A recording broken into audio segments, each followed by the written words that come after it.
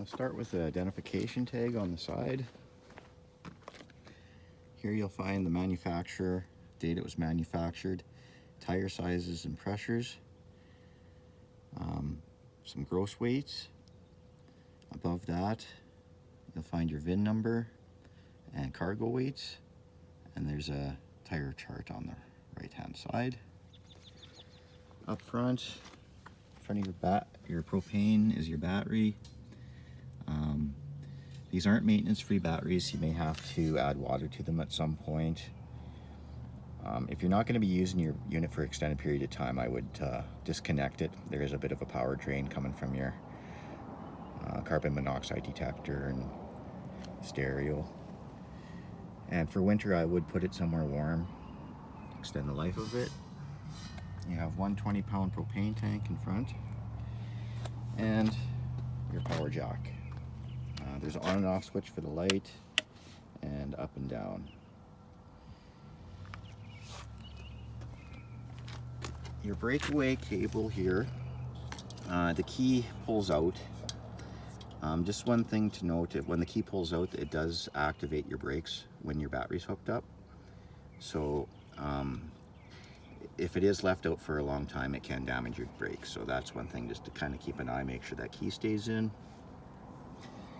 And you have a little plug here for a solar panel.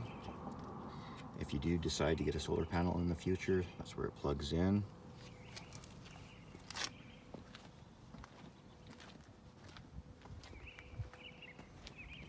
Your water heater here, all the controls are on the inside. It is propane and also 110 electric. The only thing you really need to know back here is your plug goes into your drain here. And that's very important for your winterization. Make sure this is drained.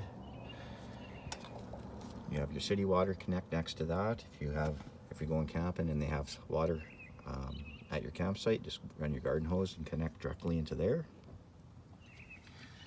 Your water tank fill here.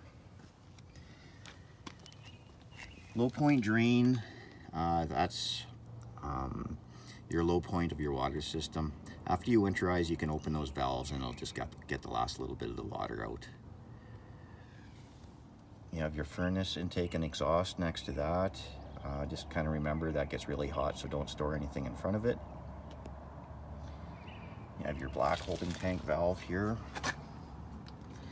and your water drain there. Underneath your slide is your sewer and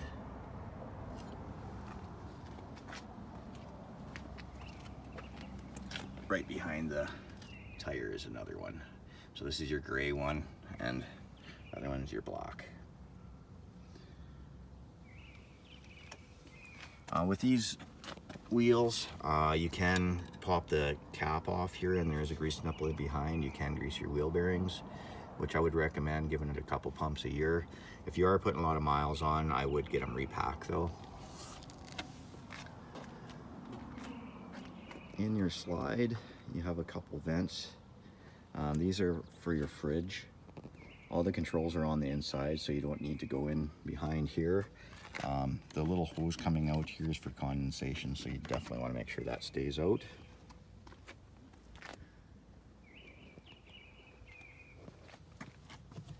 This is for your black water tank flush. If you are going to be flushing your black tank, make sure your black tank valve is open. It will just fill up your tank if not and make a mess. Satellite TV input.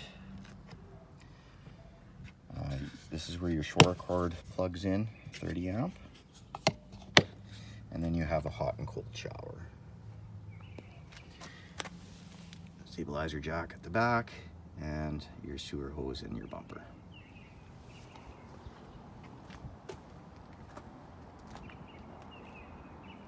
Spare tire at the back.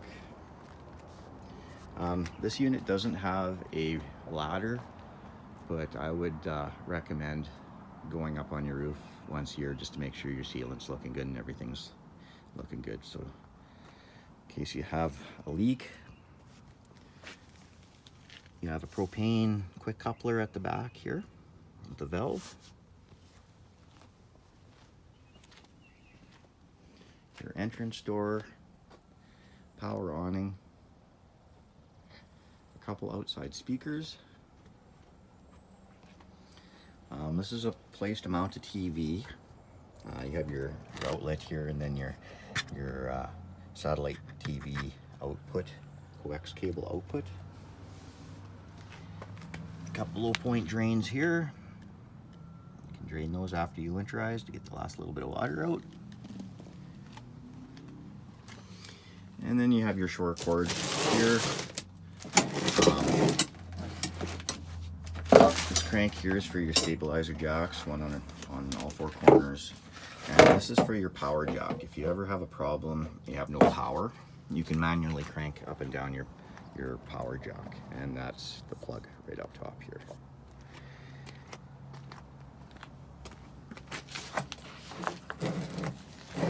This is a mount for your TV if you want to mount one on the side here.